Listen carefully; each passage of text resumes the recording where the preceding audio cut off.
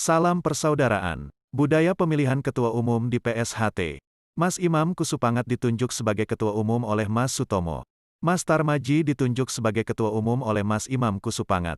Sedangkan Mas Tarmaji menunjuk Mas Richard sebagai Ketua Umum tidak melalui Mubes atau Parluh. Mas Richard beragama Katolik dan tinggal di Jogja. Artinya tidak ada kaitannya dengan sara dan asal-usul daerah dan domisili. Kemudian pada Parlu PLT Mas Arief Suryono dalam rapat menunjuk Mas Taufik sebagai Ketua Panitia. Saat Parlu di Jakarta Mas Murjoko bukan sebagai peserta undangan. Beliau hadir sebagai peninjau dengan tanda pita biru.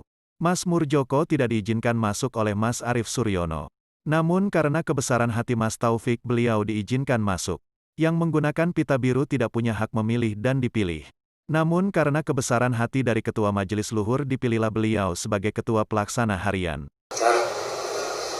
Kami, saya selaku Ketua Harian Pusat,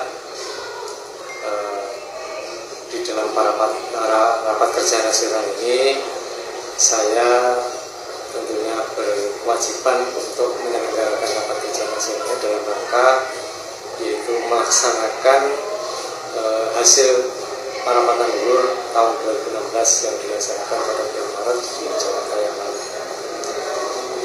Rapat kerja nasional ini antara lain adalah menyiapkan program-program prioritas yang nanti akan dilaksanakan oleh pengurus pada masa bakti 2016 sampai dengan 2021. Ada tak santap cangkem.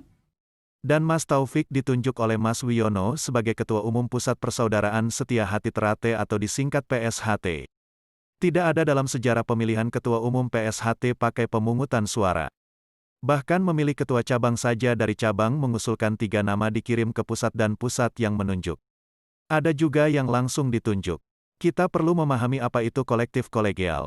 Benar bahwa keputusan diambil bersama dan saat itu Majelis Luhur berjumlah 8 orang, akhirnya menunjuk Mas Taufik, tentu saja keputusan bersama, lewat rembuk anggota Majelis Luhur. Dibuktikan dari jalannya parapatan dan keputusan bersama.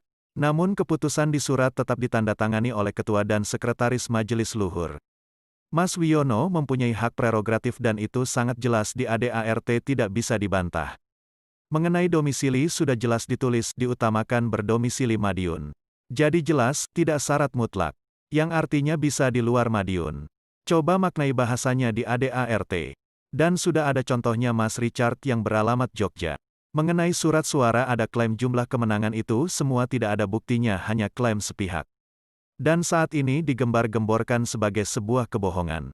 Padahal saat itu kalau memang bohong dan tidak benar kenapa tidak diprotes karena proses sidang majelis dan sidang komisi juga berlangsung sangat alot.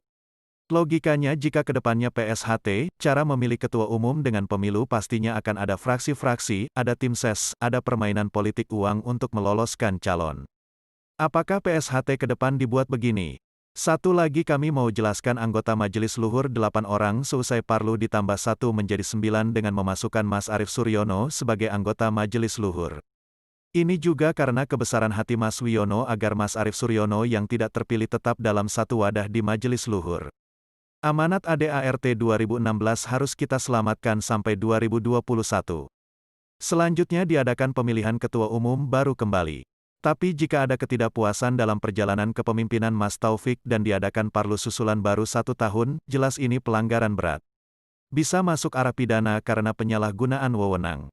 Apalagi saat ini kondisi Yayasan PSHT sangat tertutup dan tidak pernah ada laporan pertanggungjawaban LPJ ke pengurus.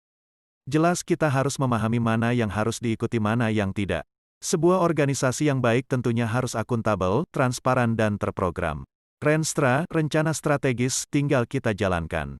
Dan abaikan saja Parlu 2017. Kita songsong ke depan era baru PSHT yang lebih bermartabat.